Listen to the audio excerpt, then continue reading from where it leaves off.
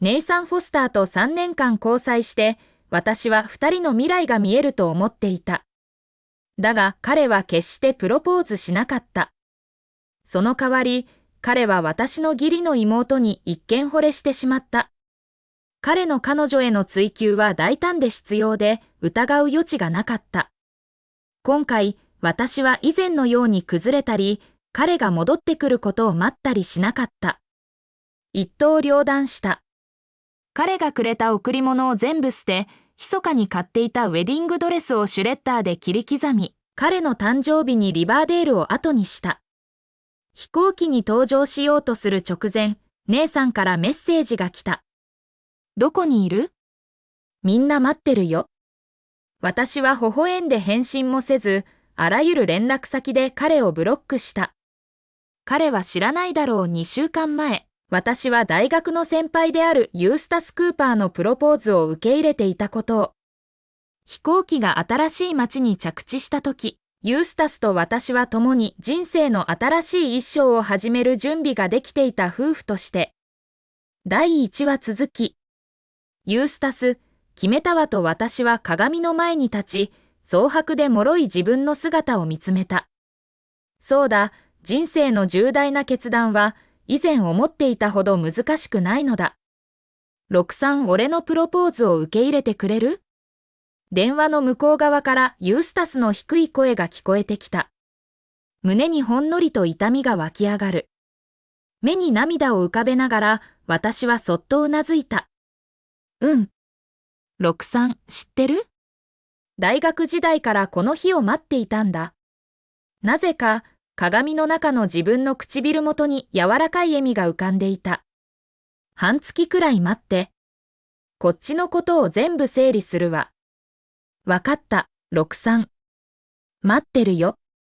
電話を切ると同時に、寝室のドアが突然外から力ずくで押し開けられた。ロクさん父はぎこちなく咳をして始めた。お姉さん、最近調子が悪いらしい。あなたの部屋の方が日差しがいいから、数日間彼女に譲ってあげない？私はいらえず、父の後ろに立っている警母と義理の妹ソフィア・ウィリアムズを見つめた。警母はすぐに口を挟んだ。あら、チャールズ、こんなことでロクさんに迷惑をかけるわけにはいかないわ。ソフィアはかわいそうそうな表情で付け加えた。大丈夫だよ、パパ。私は全然気にしない。私のせいでお姉さんを悩ませたくないから。迷惑なんてなんの？お前も俺の娘だと父は言い、厳しい表情で私に向き直った。ロクさん、お前は姉だ。もっと理解があるべきだ。私は父を呆然と見つめた。自分の父親が血のつながりのない義理の娘の方を自分よりも心配していることに心を痛めて泣くだろうと思っていた。だが一雫の涙も流れなかった。その代わり、私は彼らに微笑んでうなずいた。いいわ、部屋を交換するわ。あと半月で私はこの場所を永遠に離れるのだ。だから、どの部屋に住んでももう関係ない。第2話。父は私の理解ある態度に満足そうな表情を浮かべ、警母は満足げな笑みをしていた。彼らが去った後、ソフィアが残った。ロクさん、荷物整理を手伝うわと彼女は甘い声で言い、従順な態度で私の前に立った。だが、部屋中を見回す視線には、隠せない勝利感が潜む。パパが本当に部屋交換を同意してくれるとは思わなかったわと彼女は言い、さらにいたずらっぽい笑みを浮かべた。ロクさん、私のこと怒ってる？彼女は意図的に間を置いてから続けた。結局のところ、姉さんを奪ったし、今はあなたが10年間住んでいた部屋まで奪っちゃったもの。私はいらえず、背を向けてスーツケースを取りに行った。突然、ソフィアはドラマチックにいた。と叫んで床に倒れ、腕を抱えた。ロクさんと彼女はうめき声を上げた。彼女の腕は机の角にぶつかり、青い肌に濃い打撲跡が広がっていた。ロクさん、何してるんだ？姉さんフォスターがいつの間にか玄関に立っていた。彼は厳しい表情で部屋に入り、ソフィアが床に倒れている姿を目撃した。彼は眉を寄せて駆け寄り、小心翼翼に彼女を腕に抱き上げた。大丈夫だよ、姉さんソフィアは涙を浮かべていい？涙が止まらないのにもかかわらず、脆い笑みを強がった。ロクさんは恋じゃなかったわ。こんなに打撲跡ができて帰って大丈夫？姉さんは彼女の腕にできた濃い跡を見つめ、目に心配が満ちていた。だが姉さんが私を見たとき、その視線は氷のように冷たくなり、部屋中に霜が降り積もるような雰囲気になった。ロクサン・エヴァンズ、文句があるなら俺に向けろと彼は鋭く冷たい声で叫んだ。ソフィアを放っておけ。彼女はもう十分苦しんでる。お前とは違ってと彼はさらに蔑みを込めて言った。裕福な家庭に生まれ、一日も苦労を知らないんだろ。私はもう彼の言動に心を動かされないと思っていた。姉さんのためにもう一雫の涙を流さないと思っていた。だが結局のところ、私はただの普通の女の子だ。鋼鉄でできているわけではなく、心は割れないわけでもない。この男は私の幼馴染で、3年間愛してきた人だった。それがわずか数日で、年下で優しい女の子に心を奪われ、今では私を毒蛇のような怪物とみなしている。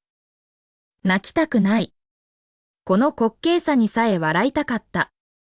だが胸の痛みが涙腺に伝わり、涙が溢れ出そうと燃えるような痛みがした。姉さんフォスター、私は声を安定させようと努めたが、緊張感が抜けなかった。こんなに長く知ってるのに、本当に私がどんな人間かわからないの？姉さんは少し眉を寄せ、表情が変化した。彼の視線は私の顔にとどまり、一瞬、冷たい態度の中に何かが柔らかくなるような兆しが見えた。第3話。ソフィアが突然泣き出した。姉さん、私のことでお姉さんと喧嘩しないでと彼女は柔らかく、不満そうに震える声で言った。大丈夫、ロクさんが私に怒っても当然だわ。彼女の泣き声は静かで繊細で、無数の不当な扱いを受けた人のようだった。姉さんの私を見る視線は完全に凍りついた。お前はソフィアを気に入ってる俺を病んでるだろと、彼は氷のように冷たい口調で言った。ソフィアに優しくする俺を病んでる。みんながソフィアを愛してることを病んでる。彼は間を置いて最後の一撃を加えた。ロクサン・エヴァンズ、お前は昔のお前じゃない。変わっちまったな、恨みっこで険悪になっちまったな。そう言って彼は背を向け、ソフィアを抱えて部屋を出て行った。私はそこに立って彼らの姿が遠ざかるのを見つめ、突然、涙が自然に乾いていることに気づいた。もしかしたら、それは悪いことじゃないのかもしれない。結局のところ、ここ数日姉さんのためにたくさん泣いた。もしかしたら今、ついに彼のためにもう涙を流さず、痛みを感じなくなったのかもしれない。その晩、共通の友達のグループチャットが突然活気づいた。姉さんがメッセージを送ってきたのだ。急に結婚したくなっちまった。どうしよう？チャットは即座に興奮で湧き返った。姉さん、ついにロクさんと結婚するの？これからはフォスター夫人って呼ぶことになるのかな？グループチャットにはすぐに私をタグ付けするメッセージが殺到した。